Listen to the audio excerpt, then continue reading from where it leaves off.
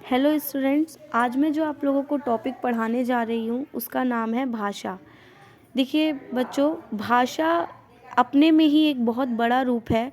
आप लोग जानते हैं कि मनुष्य एक सामाजिक प्राणी है और वो समाज में रहता है, और समाज में रहने के साथ साथ मनुष्य को कई तरह के माध्यमों की ज़रूरत होती है।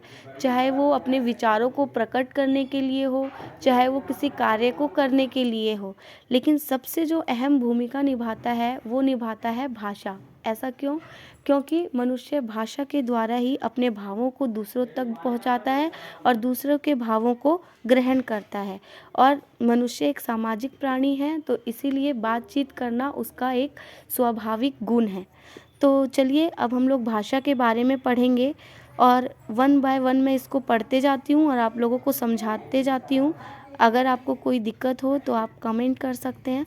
भाषा वह साधन है जिसके द्वारा मनुष्य अपने विचार दूसरों को भली भांति प्रकट कर सकता है और दूसरों के विचार समझ सकता है। मतलब क्या है कि भाषा वह माध्यम है जिसके द्वारा मनुष्य जो है अपने भावों को दूसरों तक बता सकता है और दूसरों के भावों को वो ग्रहण कर सकता है।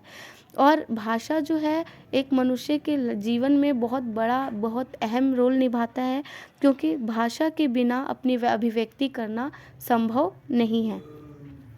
अब भाषा जैसे हिंदी हो गया, अंग्रेज़ी, उर्दू, तो ये सारी क्या है? ये सारी हमारी भाषाएं हैं। आगे भाषा के 3 रूप होते हैं या फिर इसके 3 भेद होते हैं।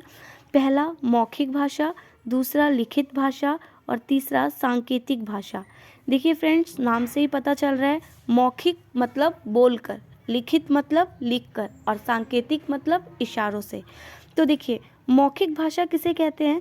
जब हम बोलकर अपने मन के भावों और विचारों को प्रकट करते हैं। अर्थात जब हम क्या करेंगे, हम डायरेक्ट बात करके अपने भावों को, विचारों को प्रकट करेंगे, तो वो हमारा भाषा का मौखिक रूप होगा। जैसे मान लीजिए मैंने उसको कहा आप कैसे हैं, तो उसने भी मुझे बोलकर जवाब दिया कि मैं ठीक हूँ। तो इसका मतलब क्या है कि हमारे जो विचारों का आदान प्रदान हुआ है वो कैसे हुआ है? बोलकर हुआ है।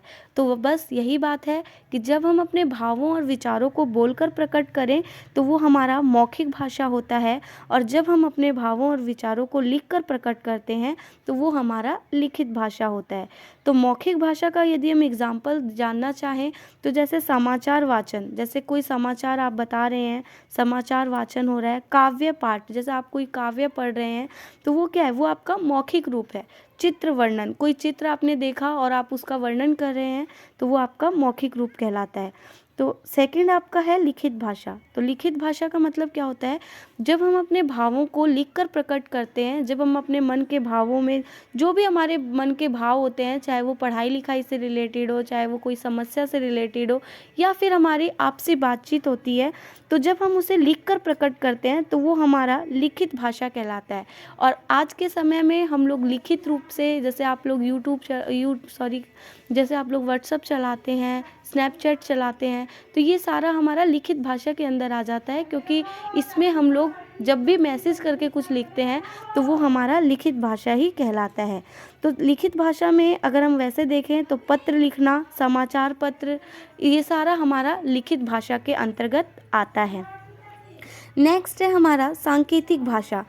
तो सांकेतिक भाषा का मतलब है जब हम अपने विचारों को ना ही बोलकर बोलेंगे, ना ही लिखकर प्रकट करेंगे। मतलब क्या है? ये भाषा का एक तीसरा रूप है। और जैसे कि मुख्य रूप से तो हमारे भाषा के 2 रूप ही होते हैं, लिखित और मौखिक, परंतु अभी हमारा जो ये सांकेतिक भाषा है ये इशारों से बात किए जाने वाला भाषा है। जैसे जब हम अपने मन के भावों को संकेतों या अभिव्यक्ति करते हैं, मतलब अभिव्यक्त करते वक्त जब हम इसको संकेतों के द्वारा अभिव्यक्त करते हैं तो वो हमारा सांकेतिक भाषा कहलाता है। जैसा कि आपने देखा होगा ट्रैफिक लाइट में जो बत्तियां होती है, ये हमारी सांकेतिक भाषा है कि हमें पता है कि रेड बत्ती जल रही है तो हमें रुकना है।